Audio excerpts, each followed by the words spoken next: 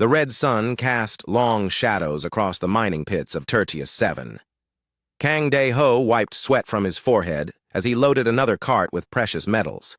His back ached from years of hard work, but his mind stayed sharp.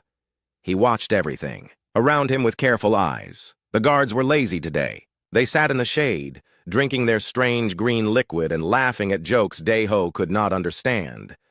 These aliens looked like giant lizards walking on two legs. Their scales were dark green, and their eyes were cold yellow. They carried energy weapons that could burn a hole through a person in seconds. "Keep working, human!" one of the guards hissed. His voice came through a translation device that made it sound like metal scraping on stone. "The bosses want more metal today." Dae-ho nodded and kept working.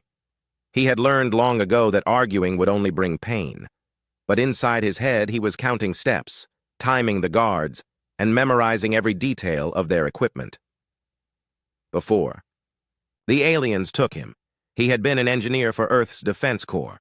Those skills never left him. Park So-min worked at the sorting station nearby. She looked like any other human slave, tired and dirty. But Dae-ho knew better. She had been a tactical analyst back on Earth.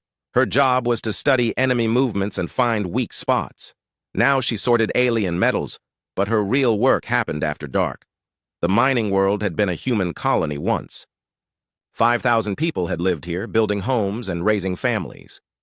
Then the cosmic wanderers came. The attack lasted only 3 hours. When it was over, half the humans were dead, and the rest were slaves. The wanderers were not one species. They were dozens of different alien races working together. Some looked like insects with too many arms. Others were made of living metal that changed shape. There were gas creatures that floated in special suits, and rock beings that moved like walking mountains. But they all had one thing in common. They were strong, and they took what they wanted from anyone weaker than them. For 300 years, they had ruled this part of space. No one had ever beaten them. Vexitar was their leader in this sector. He was bigger than the other lizard. Aliens, with red stripes on his scales that showed his rank. His ship was the size of a small city, bristling with weapons that could destroy planets. When he spoke, all the other aliens listened. "We own this space," he would tell new prisoners. "Your people are weak. You exist only to serve us.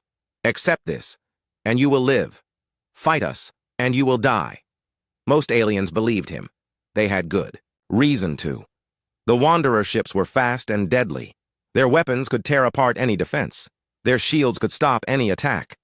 They had conquered hundreds of worlds and enslaved millions of beings, but today felt different. Dae-ho could sense it in the way the guards acted. They kept looking at the sky and talking in hushed voices. Their normal arrogance was missing. Something had them worried. At lunch break, So-min sat next to him. They ate the gray paste that passed for food while she whispered updates. "The guards got a message this morning," she said. "Something big is coming this way, bigger than anything they have seen before." "Another alien fleet?" Dae-ho asked. "No. The sensors say it is just one ship, but it is huge, bigger than Vexitar's flagship." Dae-ho frowned. In all his time as a prisoner, he had never seen the Wanderers worried about anything. They had the best technology in this part of space. What could make them afraid? That evening, as the prisoners were locked in their barracks, Dae-ho heard the guards talking outside. He pressed his ear to the wall and listened. The translation devices made their words clear. "The ship is still coming," one guard said. 3 days away now." "What species is it?" another asked. "Unknown. The energy signature is strange, not like anything in our databases." "Should we be worried?" "Vexitar says no. He thinks it is just another primitive species that wandered into our space. We will capture them and add them to the slave pits." "But it is so big. Size means nothing. We have the best weapons. We have shields that can stop anything. Whatever this ship is, it will surrender or be destroyed." The guards moved away, but Dae-ho kept listening. Other prisoners were whispering in the darkness. Word was spreading through all the barracks. Something was coming, something new.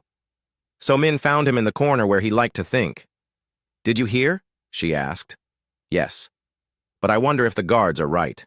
Maybe it is just another weak species." "Maybe. she said. But what if it is not? That night, Dae-ho could not sleep. He thought about Earth so far away. He wondered if anyone there knew what had happened to the colonies. Did they know about the Wanderers? Did they care? The next morning brought strange activity. More guard ships landed at the mining facility. Aliens in different uniforms came and went, talking in urgent voices. The normal work schedule was forgotten as the guards focused on their preparations. Krill, the insect-like commander of the mining operation, called all the prisoners together. He stood on a platform with his forearms crossed. His voice buzzed through the translators. "Slaves, listen well. A new ship approaches our space. Your work continues as normal. Any attempt to cause trouble will be met with immediate death. We are the masters here. Nothing will change that." But even as he spoke, Dae-ho could see the fear in his compound eyes. The guards were positioning more weapons around the facility. Emergency supplies were being moved to secure locations. These were not the actions of beings who felt safe. On the second day, long-range sensors picked up more details about the approaching ship. The guards tried to keep it secret, but rumors spread anyway. The ship was not just big, it was massive, larger than anything the Wanderers had ever built. 2.5 kilometers long, so Min whispered to him during their meal. The guards think their sensors are broken. What does Vextar say? He is coming here. His flagship left the main base this morning. He wants to see this new ship for himself.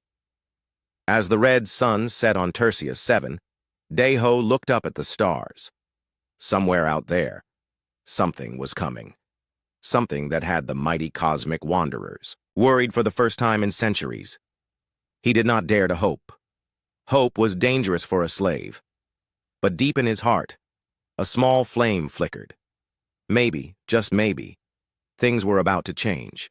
Captain Lee Hyun-woo stood on the bridge of the UES Indomitable and watched the stars ahead. His ship was the pride of Earth's fleet, built with the best technology humanity could create. At 2.5 kilometers long, it was the largest warship ever launched from Earth's shipyards. The bridge was busy with activity. Officers moved between their stations, checking systems and preparing for what lay ahead. The captain had trained with these people for 3 years. He trusted them, with his life and the lives of 50,000 crew members aboard his ship. "Status report," Lee said to his officers. Chief Engineer Kim Tae-kyung looked up from her console. "All systems running perfectly, Captain. The fusion reactors are at full power. The armor plating is ready for anything they can throw at us." Tactical Officer Choi Mi-young nodded from her station. "Long-range sensors show multiple alien fleets in the target sector, at least 200 ships of various sizes. They seem to be spread across several star systems."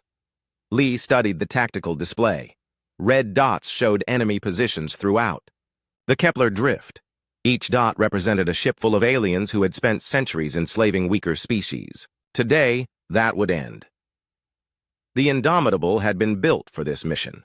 For decades, Earth had found pieces of alien technology scattered across the solar system, ancient wrecks from some long-ago war. Human scientists had studied these artifacts and learned many secrets.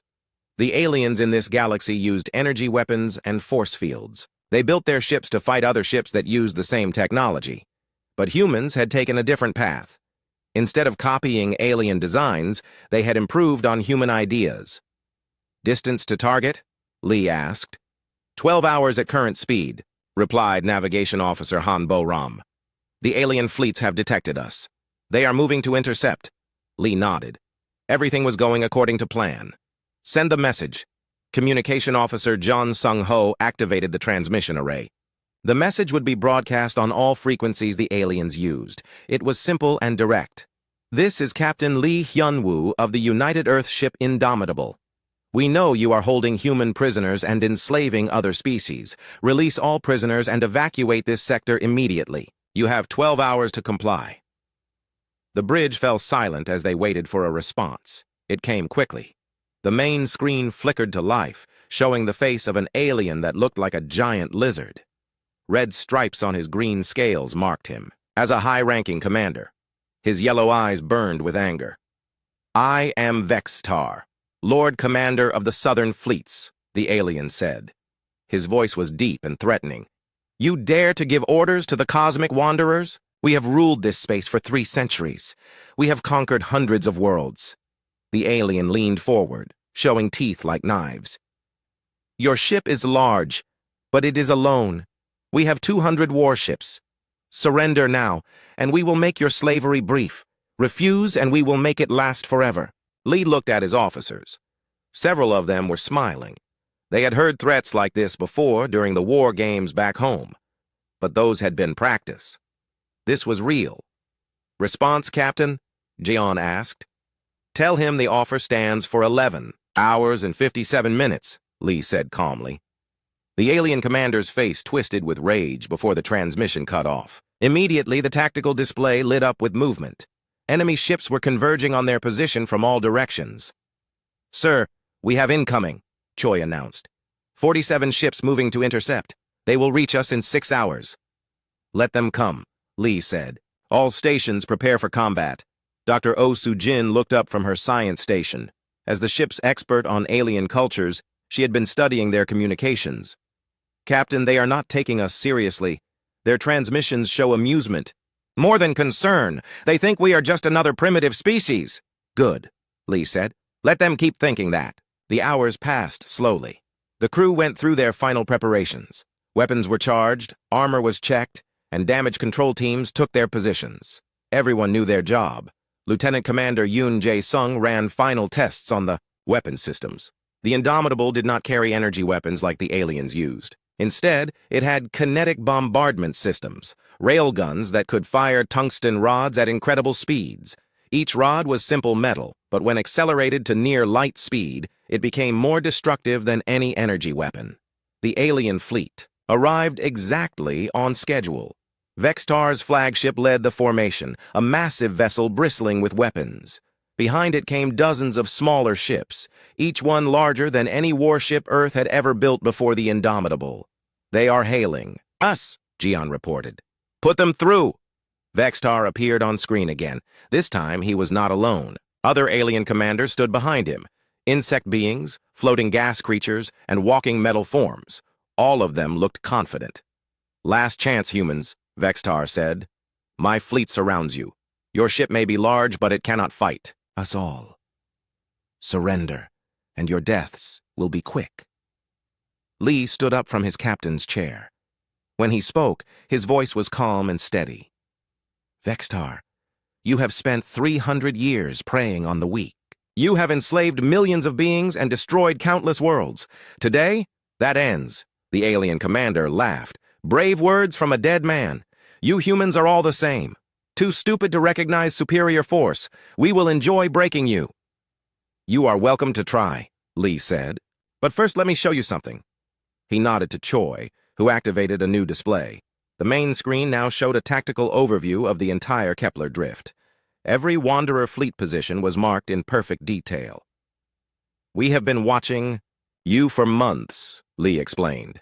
We know where every ship is located. We know which worlds you have enslaved. We know your patrol routes, your supply lines, and your command structure. Vextar's confident expression began to falter. Impossible. Our detection systems are the best in the galaxy. Your systems are designed to find ships like yours, Lee said.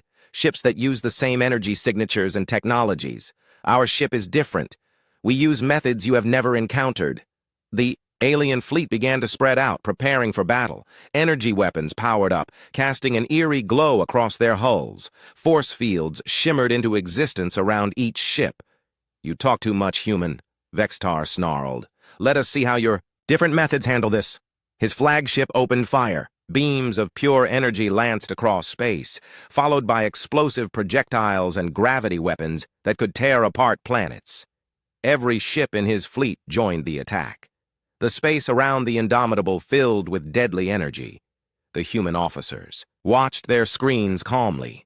The alien weapons struck their ship's hull and simply disappeared, absorbed by armor plating that had been designed specifically to handle energy attacks. Damage report, Lee asked. Kim checked her engineering displays. No damage, Captain. The adaptive armor is working perfectly. Their weapons cannot penetrate our defenses. On the main screen, Vextar's face showed confusion and growing fear. His most powerful weapons had done nothing to the human ship. For the first time in his life, he was facing something he could not understand or defeat. Impossible, he whispered. Lee smiled grimly.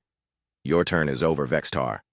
Now it is ours. Yoon Jae-sung's fingers moved across his weapon controls with practiced ease. The targeting systems locked onto Vextar's flagship, the massive alien vessel that had terrorized this sector for decades. The weapons officer looked to his captain for permission. Fire, Lee said quietly. The Indomitable's main railgun spoke with a voice like thunder. A single tungsten rod, no bigger than a telephone pole, shot out from the human ship. It had been accelerated to 30% of light speed, turning simple metal into the most destructive force in the galaxy. Vextar's flagship had shields that could stop planet-killing energy beams. It had armor plating stronger than diamond. It had survived battles against entire fleets without taking serious damage. None of that mattered now. The tungsten rod punched through the alien shields like they were made of paper. The armor offered no more resistance than tissue paper. The rod passed completely through the ship from front to back, and the massive vessel simply came apart. 2 kilometers of the most advanced alien warship ever built split in half like a broken toy. Secondary explosions rippled along its length. As power systems overloaded and weapon magazines detonated, in 30 seconds, the pride of the Saurid Empire was nothing but glowing debris. The alien fleet went silent. Every commander stared at the place where their most powerful ship had been. Many of them had served under Vextar for decades. They had seen him destroy planets with a single shot. Now he was gone, and they did not understand how. On the bridge of the Indomitable, the human officers watched their tactical displays. The alien fleet was breaking formation, commanders shouting orders that contradicted each other. Panic was spreading through their ranks like wildfire. Sir, Choi reported, enemy ships are requesting instructions from their commanders. They do not know what to do. Give them something to think about, Lee ordered. Yoon selected 6 more targets, heavy cruisers that served as squadron commanders. The railguns fired again, and 6 more alien ships died in flashes of light and metal. Each shot was perfectly placed, turning advanced warships into expanding clouds of debris. Dr. O monitored the alien communications from her science station. What she heard made her eyes widen in amazement. Captain, she said, they are calling this impossible. Their entire understanding of warfare is based on energy weapons and force fields. They have never seen kinetic attacks like ours. What are they saying exactly? The surviving commanders are arguing about whether we are using some kind of new technology or if this is magic. Several ships are requesting permission to retreat. Lee nodded. Human military doctrine was built on different principles than alien warfare. While the aliens had focused on more powerful energy weapons, humans had perfected the art of throwing things very, very hard. Sometimes the old ways were the best ways. The remaining alien ships regrouped and launched a coordinated attack. They had learned that their main weapons were useless, so they tried a different approach. Hundreds of fighter craft poured out of their ships, small and fast enough to avoid the big railguns. Incoming fighters, Choi announced. Over 300 contacts, approaching from multiple vectors. This was exactly what the Indomitable's designers had expected. The ship's point defense system came online. Thousands of small railguns that could track and destroy tiny targets. The system had been developed to handle Earth's asteroid belts, where a single piece of space rock could destroy a ship. The alien fighters approached at high speed, their pilots confident in their advanced technology. They had energy shields and stealth systems that made them nearly invisible to most sensors. They were the elite of the Wanderer fleets, veterans of hundreds of battles. They died in seconds. The point defense system tracked every fighter with computer precision. Small tungsten pellets, each one accelerated to incredible speed, reached out across space like deadly rain. The alien fighters' shields meant nothing against solid metal moving at relativistic speeds. In less than a minute, 300 fighters became 300 expanding balls of plasma and debris. Not a single one got close enough to the human ship to fire a shot. The alien fleet commanders watched in horror as their best pilots were wiped out without causing any damage to the enemy. Some of them began to break formation and retreat. Others, desperate or brave, launched everything they had. Quantum disruptor beams that could tear apart matter at the molecular level struck the Indomitable's hull and had no effect. Gravity bombs that could crush planets exploded harmlessly against the adaptive armor. Phase cannons that could pass through normal shields were absorbed by the human ship's defensive systems. "Status report," Lee called out. Kim checked her engineering displays. "All systems green, Captain. Minor heating on the outer armor plates, but well within normal limits. They could keep shooting for a week and not hurt us." The one-sided battle continued for 2 more hours. Wave after wave of alien ships attacked the lone human vessel, and wave after wave was destroyed in return. The Indomitable moved through, space like a shark among minnows, its weapons speaking with mechanical precision. On Tertius 7, Daeho and So-Min watched from the mining facility as their guards abandoned their posts. The alien commanders had called every available ship to join the battle against the mysterious human vessel. Only a skeleton crew remained to watch the prisoners. "Something big is happening up there," So-Min whispered, as they watched alien shuttles, racing toward orbit. Through the facility's observation windows, they could see flashes of light in the darkness of space. Each flash meant another Wanderer ship had been destroyed. The prisoners from a dozen different species watched in amazement as their captor's mighty fleet was systematically annihilated. Krill, the insect commander of the mining operation, received constant updates from the battle. His forearms shook as he read each report. Ship after ship was being lost, and the human vessel seemed unstoppable. "How many ships have we lost?" he asked his communications officer. 47 confirmed destroyed, sir. Another dozen damaged and withdrawing. The human ship has taken no damage that we can detect. What are our commanders doing? Why can they not stop one ship? The survivors report that our weapons are completely ineffective. The human ship appears to be immune to all forms of energy attack. Krill's compound eyes looked up at the ceiling, as if he could see through the metal to the battle raging above. For 3 centuries, the Cosmic Wanderers had been the masters of this region. They had never lost a major battle. They had never even been seriously challenged. Now, in the space of a few hours, half their fleet was gone. Back in space, the surviving alien commanders finally accepted the inevitable. The few ships that could still move began a desperate retreat, abandoning their positions and fleeing toward the edge of the system. But Lee had no intention of letting them escape. The Indomitable's engines, powerful enough to move its massive bulk at near-light speed, easily caught up with the fleeing aliens. The railguns continued their deadly work, picking off ship after ship with mechanical precision. By the time the battle ended, less than 20 alien vessels remained out of the original 200. They scattered in all directions, carrying news of the disaster to other Wanderer fleets throughout the sector.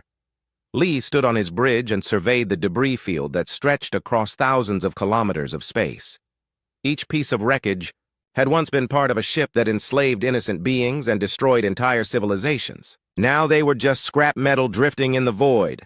"Well done, everyone," he said to his crew. "But this is just the beginning. There are still millions of prisoners in this sector, and we are going to free every single one of them." The first battle was over. The Cosmic Wanderers, rulers of space for 3 centuries, had been broken in a single day. But the real work was just beginning. The age of human liberation had begun. The remaining Wanderer commanders gathered in emergency session aboard the heavy cruiser Vengeance of Stars. The ship's conference room was filled with representatives from a dozen different species, all of them showing signs of fear and confusion. Krill had abandoned his mining facility to join the meeting. His insect features twitched nervously as he looked around the table. "We must face the truth," he said. "Our fleets are broken. Half our ships are destroyed, and the rest are scattered across the sector." Admiral Throck, a being made of living metal who commanded the eastern fleets, shifted his form into a more aggressive shape. "One ship did this. One ship destroyed 200 of our vessels without taking damage. How is this possible?" "It does not matter how," said General Voss, whose gas-formed body swirled angrily inside his containment suit. "What matters is what we do now. The humans will come for our prison. World's next, we must stop them." Krill's forearms gestured toward the tactical display showing their remaining forces. "Stop them with what? We have barely 50 ships left in the entire sector. They have proven our weapons are useless against their vessel." "Then we use the prisoners," Voss declared. We threaten to execute every slave in our territory unless the humans withdraw. Even they will not risk the lives of millions to continue their attack. The other commanders murmured agreement. It was their oldest tactic, using the weakness of compassionate species against them. Many civilizations had surrendered rather than see innocent beings die. "Send the message," Throck ordered. The transmission reached the Indomitable as it approached the first prison world. Captain Lee listened to the alien ultimatum with his senior officers. The Wanderer demands were simple. Withdraw from the sector or watch millions of prisoners die. They are threatening to execute prisoners on 12 different worlds, Communication Officer John reported. They claim to have weapons aimed at every prison facility. Lee studied the tactical display. Intelligence reports showed the locations of major slave facilities throughout the sector. Each one held thousands of beings from dozens of different species. "Captain," Dr. O said from her science station, "this is consistent with Wanderer tactics throughout history. They have used hostage situations to control their territory for centuries." "Yes," Lee agreed, "but they have never faced an opponent who could do what we are about to do." He turned to Marine Colonel Shin Woo-jin, who had been waiting patiently for his orders. The colonel was a veteran of Earth's toughest campaigns, a man who had led soldiers through battles that would break most beings. "Colonel, prepare Operation Thunderstrike. I want simultaneous liberation operations on every prison world in the sector." Shin smiled grimly. "We have been ready for this moment, sir. 12,000 Marines, organized into rapid assault teams. Each team knows their target and has rehearsed their mission dozens of times. How long until you can launch?" "Give me 30 minutes to get everyone into their drop pods." Lee nodded. "You have it. But remember, prisoner safety is the top priority. We did not come here to trade lives." "Understood, Captain. We will bring them all home." The colonel left the bridge to prepare his forces. Throughout the Indomitable, Marines checked their equipment and reviewed their mission plans. Each soldier carried weapons designed for close-quarters combat and medical supplies for treating rescued prisoners. These were not ordinary soldiers. They were products of Earth's harsh environment and long military tradition. Generations of warfare had produced fighters who were stronger, faster, and more resilient than most alien species. More importantly, they fought for something the Wanderers could never understand: the belief that all sentient beings deserved freedom. 30 minutes later, thousands of drop pods launched from the Indomitable's bays. Each pod contained a small team of Marines equipped with everything they needed to take and hold a prison facility. The pods used stealth technology adapted from alien designs, making them nearly invisible to enemy sensors. On Tertius 7, Dai-Ho and So-min watched through the facility windows as bright streaks appeared in the sky. The remaining guards panicked, shouting orders in their alien languages and running toward defensive positions. "They are coming," So-min whispered. "Whoever destroyed the fleet is coming here." Krill emerged from the command center, his insect features twisted with rage and fear. In his 4 hands, he carried a large weapon, a plasma cannon that could vaporize a human instantly. "Prisoners, listen to me," he announced through his translation device. "Our fleets may be broken, but we still control your lives. Any attempt to escape will result in immediate execution. We will use you as shields until our reinforcements arrive." But even as he spoke, the first drop pods were landing around the facility perimeter. The Wanderer guards, already demoralized by the fleet's destruction, found themselves facing an enemy they had never encountered before. Sergeant Nam Haiwan led her squad through the outer defenses with practiced efficiency. The alien guards were used to fighting other aliens with similar capabilities. They had never faced humans who could run faster, jump higher, and think quicker than they could. The energy weapons that had terrified prisoners for years proved useless against human combat armor. The force fields that protected Wanderer positions were designed to stop energy attacks, not the kinetic weapons that humans preferred. Nam's squad moved through the facility like a surgical strike team. They neutralized guards without killing them when possible, secured escape routes, and established safe zones for rescued prisoners. Every action was precise and calculated. In the main prisoner area, Dai-Ho heard the sound of combat growing closer. Explosions echoed through the corridors, and the lights flickered as power systems were damaged. But this was not the random violence of a typical prison riot. This was organized and purposeful. The door to their section burst open, and armed figures in strange armor entered. For a moment, Dae-ho thought they were more alien guards. Then one of them removed her helmet, revealing the face of a young woman with Asian features. "I am Sergeant Nam Hai-wan of the United Earth Marine Corps," she announced in clear Korean. "We are here to get you out of this place." The prisoners stared in amazement. After years of captivity, the idea of rescue seemed impossible. Many of them had given up hope of ever seeing home again. "You are human?" Dae-ho asked, hardly daring to believe it. "Yes," Nam replied. "Earth sent us to find our people and anyone else being held prisoner. Are you injured? Do you need medical attention?" Similar scenes were playing out across 12 different worlds. Human Marines swept through prison facilities with overwhelming force and precision. The demoralized Wanderer guards, already shaken by their fleet's destruction, put up minimal resistance. Within 6 hours, every major prison facility in the sector had been liberated. Thousands of beings who had spent years in captivity were free for the first time in decades. The rescued prisoners represented dozens of species, from familiar humanoids to exotic creatures unlike anything humans had ever seen. But the most important rescues were the human colonists. Earth had lost contact with 17 colonies over the past 50 years. Most people assumed they had been destroyed by natural disasters or equipment failures. Now the truth was revealed. They had been captured by alien slavers and scattered across the galaxy. As the liberation operations concluded, the few surviving Wanderer commanders realized their situation was hopeless. Their fleets were destroyed, their prison facilities captured, and their authority broken. Some attempted to negotiate surrender terms. Others simply fled toward distant star systems. General Voss made one final attempt to salvage the situation. His ship approached the liberated colony world of Haven 4, where human Marines were treating rescued prisoners and establishing temporary shelters. "Human ship," he broadcast. "I am prepared to discuss terms for ending this conflict.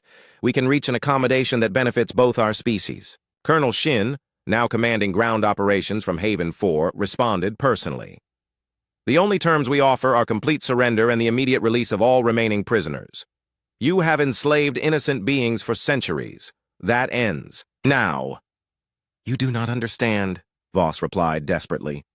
"We are not the only power in this galaxy. There are far worse things than the cosmic wanderers. You will need allies to face them." "We will face whatever comes," Shin said calmly. "But we will do it as free beings, not as slaves or masters. Your time is over." On Tertius 7, Dae-ho and So-min stood in the facility's courtyard, breathing fresh air as free people for the first time in years. Around them, other rescued humans were reuniting with friends and family members they thought were dead. Nam approached them with a data pad in her hands. "I understand you were both military before your capture?" "Yes," Dae-ho replied. "I was an engineer with the Defense Corps. So-min was a tactical analyst. Would you be willing to help us locate other human colonies? Your knowledge of this sector could save thousands of lives." Dae-ho looked at So-min, and she nodded. After years of helplessness, they finally had a chance to fight back against their former captors. "We will help you find them all," he promised. The liberation of the Kepler. Drift was complete, but the work of building a better future was just beginning. 6 months later, the Kepler drift looked nothing like the slave empire it had been. Where once there had been prison camps and mining facilities, now there were growing cities and space stations.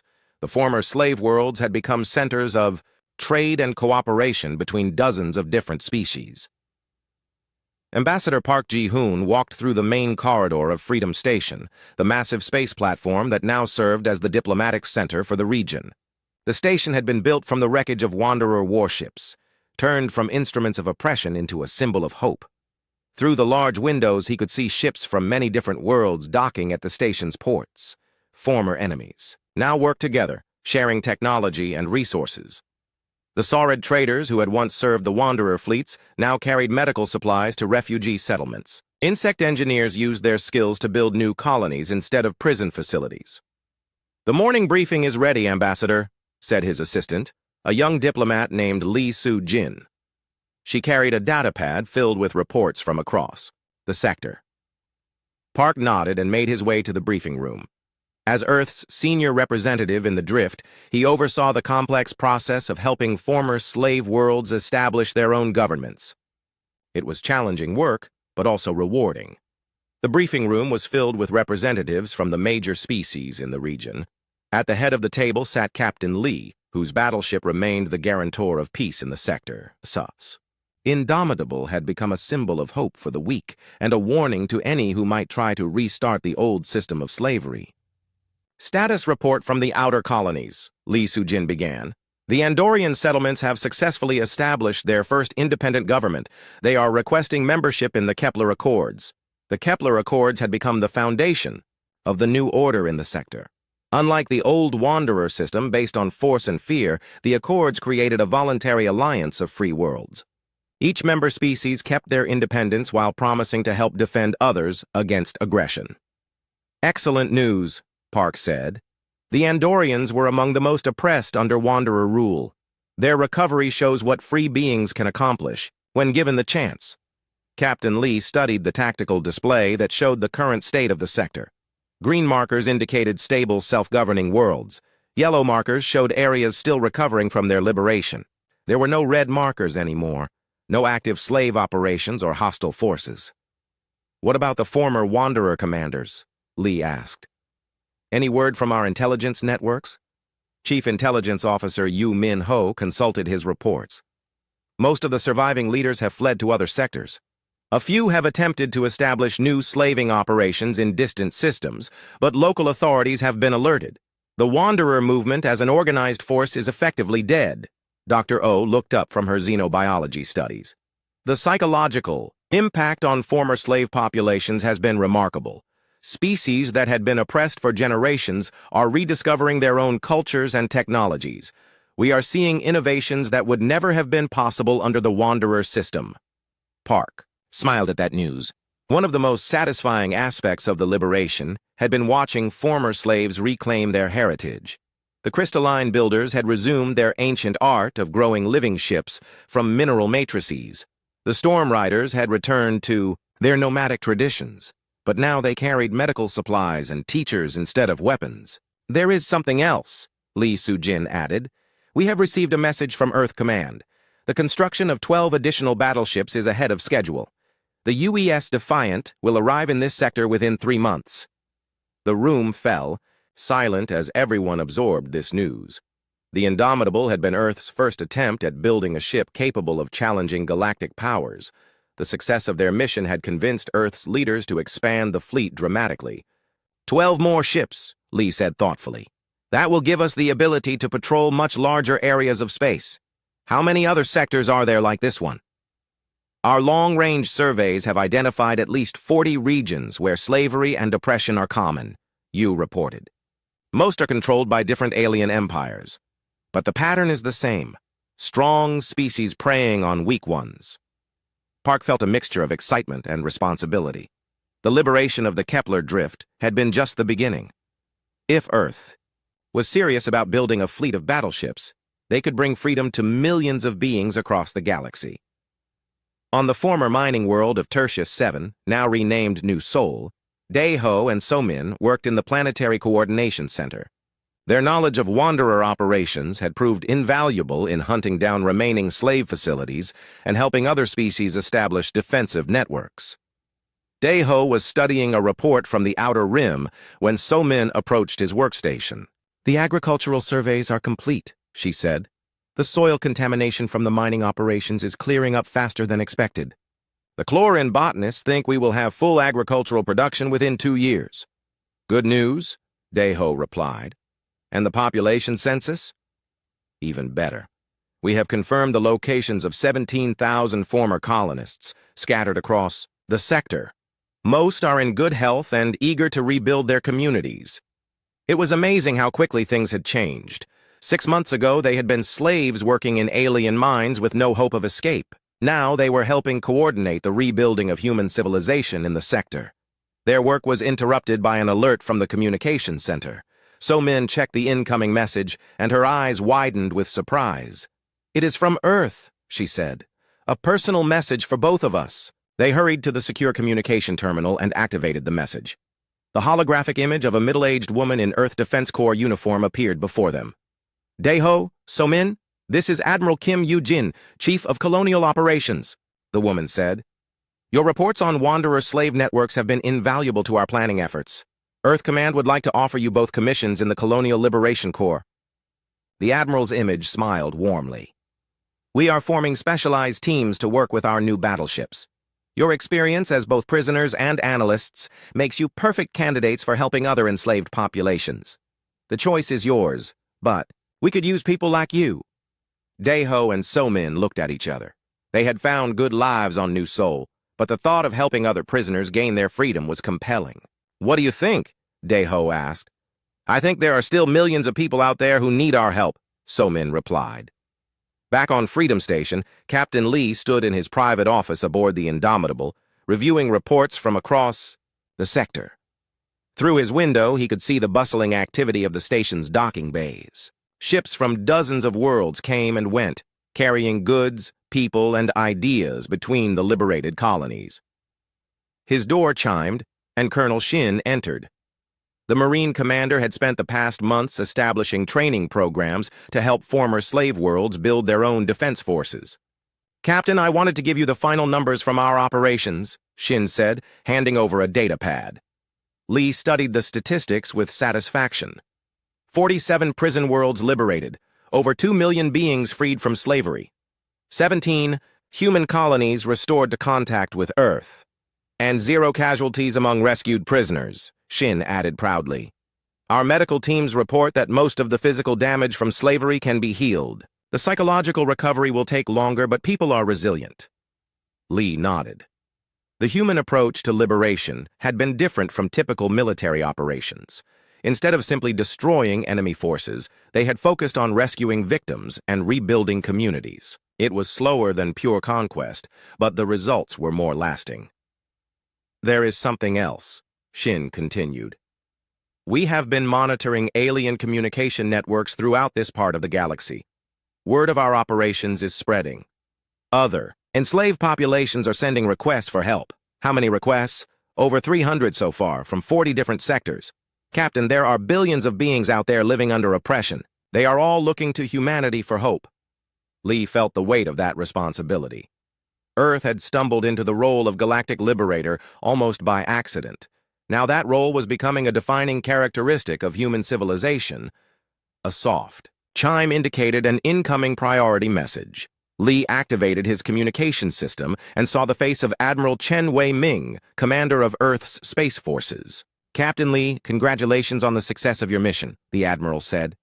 Your actions in the Kepler Drift have exceeded every expectation. More importantly, they have shown the galaxy what human values look like when backed by sufficient force. The Admiral's expression became more serious. Earth has made a decision. We are committing to a major expansion of our liberation fleet. Within 5 years, we will have 50 battleships like the Indomitable patrolling different sectors of the galaxy. Lee felt a surge of pride and determination. Sir, the crew and I are ready to continue the mission. There is still much work to be done. Indeed there is, Captain. But for now, enjoy the peace you have built. The Kepler Drift will serve as a model for what the galaxy can become when freedom replaces